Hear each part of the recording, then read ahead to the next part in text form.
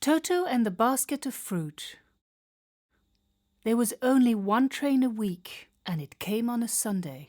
Toto had been sitting all day under the syringa tree waiting for the train to pull into the station. It carried passengers all the way across the Kalahari Desert, and Toto wouldn't miss it for anything in the world.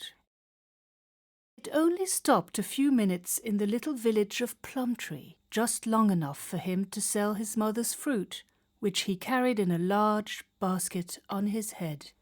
Plumtree was an odd name for a village in the middle of the desert, especially as there were few trees in Toto's village, and certainly no plum tree. But Toto liked the name. It made him feel that his village was special, and much more interesting than the neighboring villages with names like Mahalapi and Palahapi.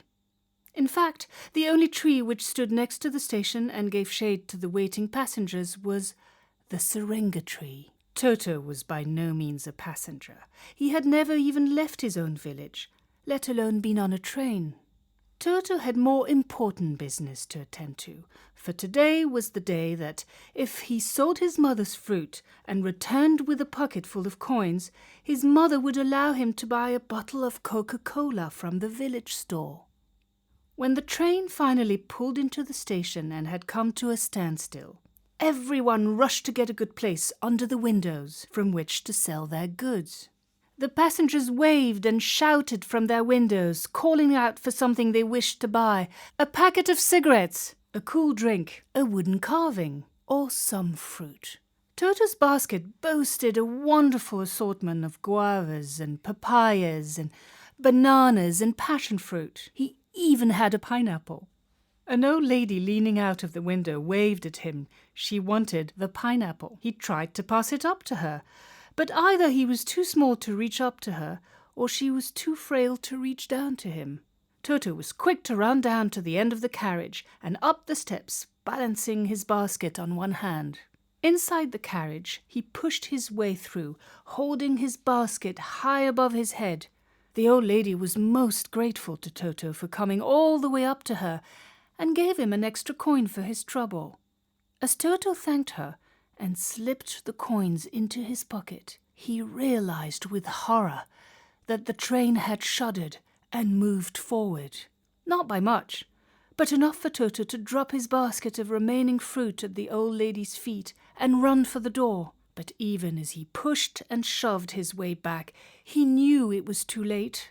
The train had moved again, and this time it was moving for good, and he could see through the window the little station of Plumtree growing smaller and smaller in the distance.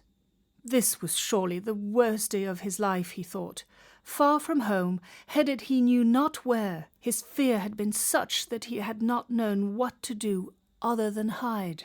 And rather than contemplate the disaster that had befallen him, he had cried himself to sleep. He did not know whether he had been asleep long, when he heard the long, shrill whistle, a screech, and the train coming to a sudden halt. He saw passengers get up, open windows, look out, pace up and down, and mutter loudly. The train had been stopped by a cow on the tracks. The cow would simply not budge. It had decided that the train could do whatever it wished. It had found somewhere it was not going to move from.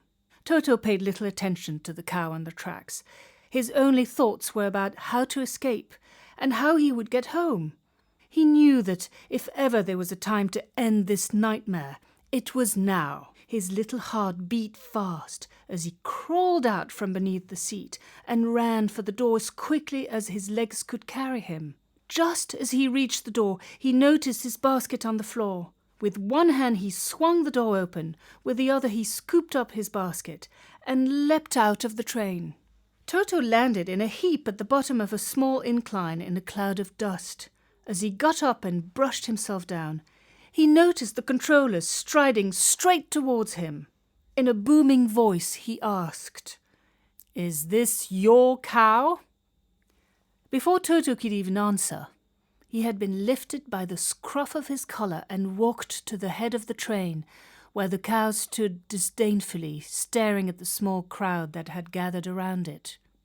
If Toto were to escape and ever see his family again, he would have to pretend that this was indeed his cow, and he would have to get it off the railway tracks. The crowd had made way for Toto. After a moment of indecision, he went down on his knee in front of the cow, as he had seen his uncle do many times with stubborn cows, and looked intently into the cow's eyes. There was silence now, as the crowd looked on.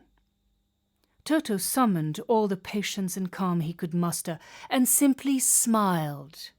He smiled at the cow until he was positively beaming. And the more he smiled and waited, the more he knew the cow would come to him, which it did, slowly but surely. Just as the crowd was beginning to grow restless and lose patience, a huge cheer went up, and Toto was lifted high onto the shoulders of some of the onlookers. He had saved the day. The train was free to continue on its way. Once everyone had climbed back on board the train and had waved goodbye to him, Toto found himself alone with the cow, by the side of the tracks, under the sun, in the middle of nowhere. They looked at each other.